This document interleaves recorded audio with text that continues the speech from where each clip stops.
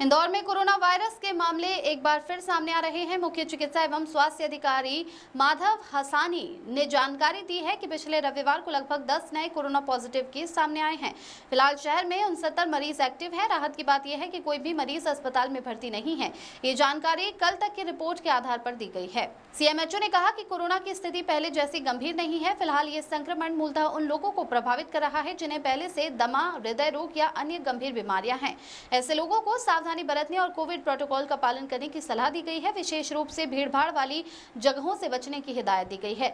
Corona की testing व्यवस्था भी चालू है। सरकारी अस्पताल, विशेष रूप से सांस के अस्पताल और एमवाय अस्पताल में निःशुल्क टेस्टिंग की सुविधा उपलब्ध है। इसके अलावा प्री अप्रूव्ड निजी लैब्स द्वारा भी कोविड टेस्ट किए जा रहे हैं, जिनमें खास तौर पर ओटी प्रोटोकॉल के तहत टेस्टिंग की जा रही है। फिलहाल किसी भी प्रकार की तेजी से संक्रमण फैलने की स्थिति या गंभीर लक्षण सामने नहीं आए हैं, लेकिन स्वास्थ्य विभाग लोगों से अपील कर रहा है कि वे लापरवाही न बरतें, विशेषकर वे लोग जो पहले से बीमार हैं या बुजुर्ग हैं। देखिए, अभी कोरोना के कल 10 केस पॉजिटिव आए हैं और अभी तक 69 मरीज एक्टिव हैं और कल तक के बुलेटिन के हिसाब से हमारे पास कोई हॉस्पिटलाइज मरीज़ नहीं था इंदौर में। और मैं ये बताना चाह रहा हूँ कि कोई इस तरह की पैनिक वाली कोई स्थिति नहीं है।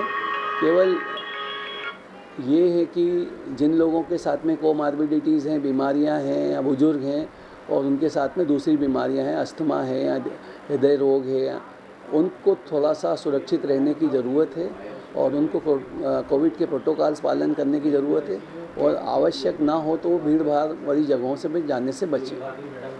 टेस्टिंग किए जा रहे हैं?